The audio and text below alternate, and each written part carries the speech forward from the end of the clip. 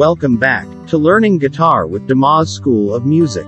Your teacher is Tony Doss, celebrated guitarist and professional musician with 2 decades of experience. Congratulations on completing 24 lessons and reaching this final episode. Go back and watch any videos you may have missed, and keep practicing to get better at playing the guitar.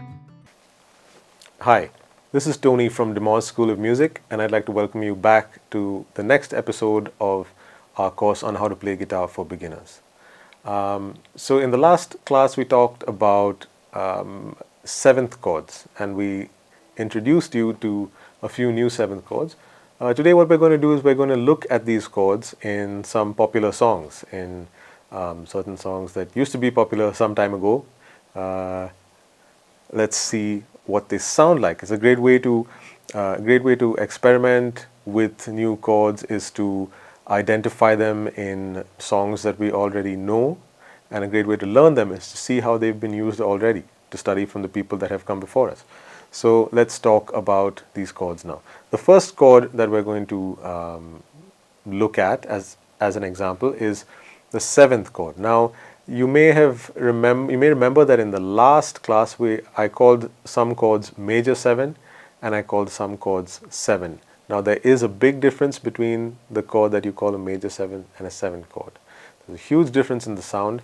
Again, to get in the theory of it right now is beyond the scope of this lesson, but we will cover that in future lessons. So the first song we're going to look at, the first chord we're going to look at is the 7th chord, and we're going to take a very popular song by one of the most popular bands of all time, the Beatles, and just a small excerpt from the song, not the whole song, and we're going to see what this 7th chord sounds like.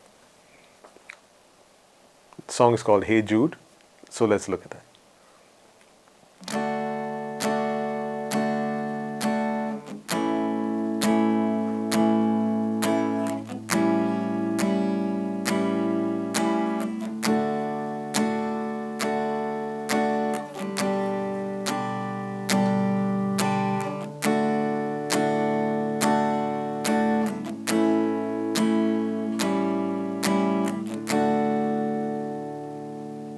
Right, so you might not have recognized all the 7th chords in there, but we'll go through that right now. I'll play it once again.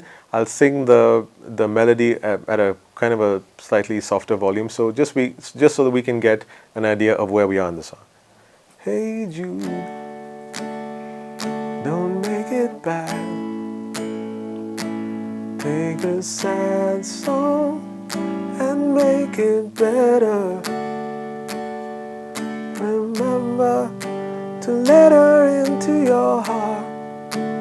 That's when you start to make it better. Right? So we have a bunch of chords there that make up this song, mostly straightforward major chords, but we did have a few 7ths in there. So the first song we're going to do is one that's called Give Me One Reason, and I think you might have heard this one many years ago meaning somewhere in the 90s, perhaps late 90s, by a fantastic artist called Tracy Chapman, and it's in a very typical blues tradition, which is also a very interesting style, and there's some very interesting structures which we will get into in the future. This song is called Give Me One Reason, and all the chords in the song are 7th chords. There's just 3 chords in the whole song, and they're all 7th chords. So it's a great idea to get into the sound of 7th chords using this particular song.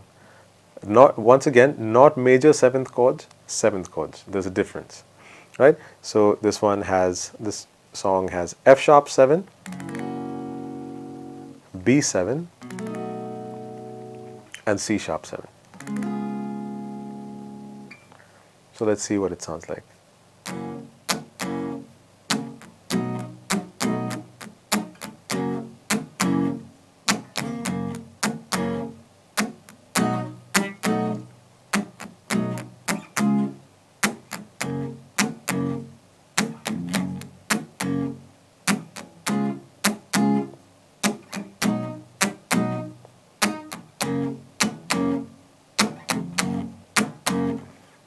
And that's pretty much it. And if you've listened to any blues music throughout your life, you will find that this sounds very similar to many other kinds of things that you've heard. It's a standard, what's called a 12-bar blues progression, and it consists only of 7th chords.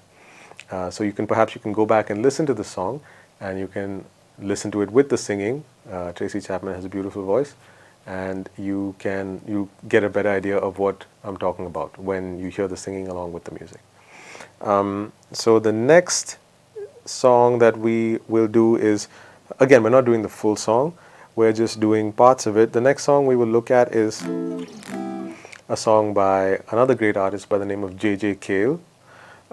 This song is called Magnolia, and it's almost entirely made up of only 2 chords. Not completely, almost completely. It's made up of the F major 7, which I'm playing up here instead of playing this simple version here. And it's made up of a C major 7. And these are 2 perhaps new ways that we have discovered to play a C major 7 that we've come across.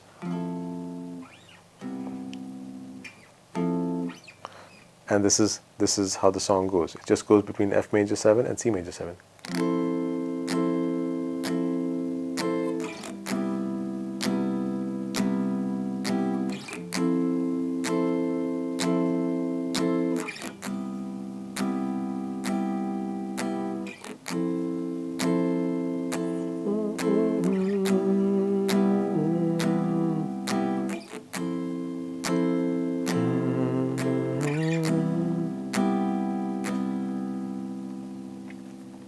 And that's really most of the song. It's just those 2 chords. It's a very sweet and simple song.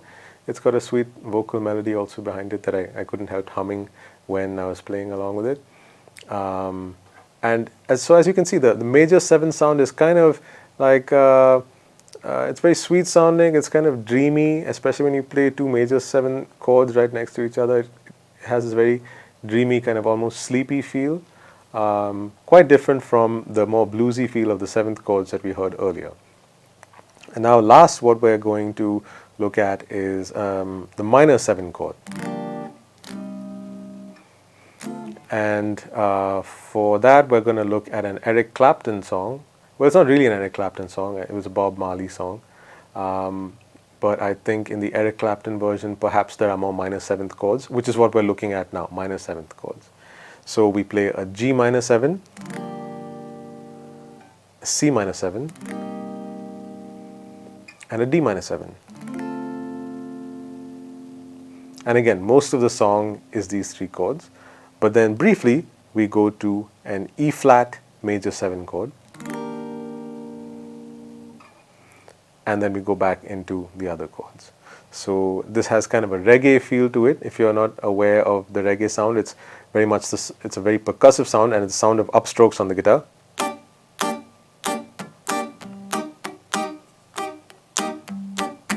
Right? So that's that cool reggae sound. It's not accentuated so much in the Eric Clapton version. So let's just look, more important than the reggae rhythm now, let's look at what the chords sound like.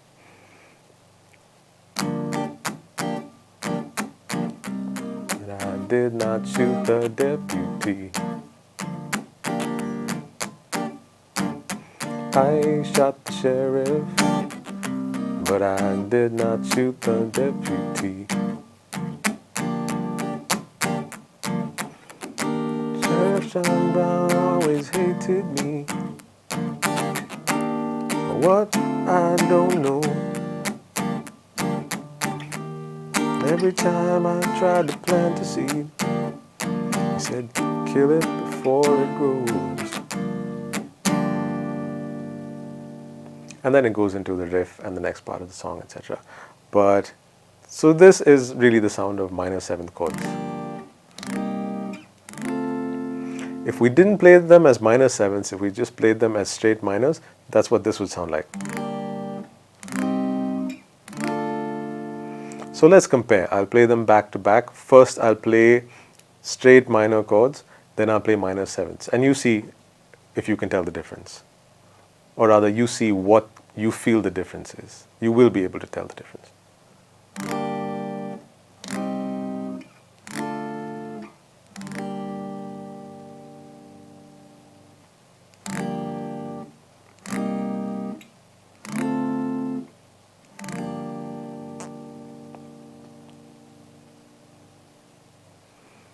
So for me, I feel like the minor 7 chords are a little bigger, they're a little richer, a little more interesting sounding.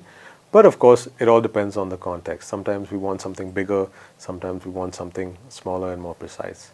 But so this was just a small demonstration of how we use different types of 7th chords in different kinds of music and different kinds of songs. So I hope you enjoyed this lesson. I hope you either rediscovered some music that you listened to, or discovered some totally new music too that you can explore, and to help you explore these new chords. So if you did like the lesson, please do like and share, and don't forget to subscribe to this channel. And this being the last episode in our 25 episode series, I want to say thank you for sticking around to the end of it, and please do put in the time. That's the most important thing in this particular endeavor, probably in most endeavors, to put in the time to justify learning all these things. With something like the guitar or any musical instrument, so much of it is a mental and a physical connection. So the more time we spend on the instrument, the more of that connection we develop. And the more of a connection we develop with the instrument, and the deeper our understanding grows of the instrument and music in general. So do spend as much time as you can practicing all of the things we've discussed.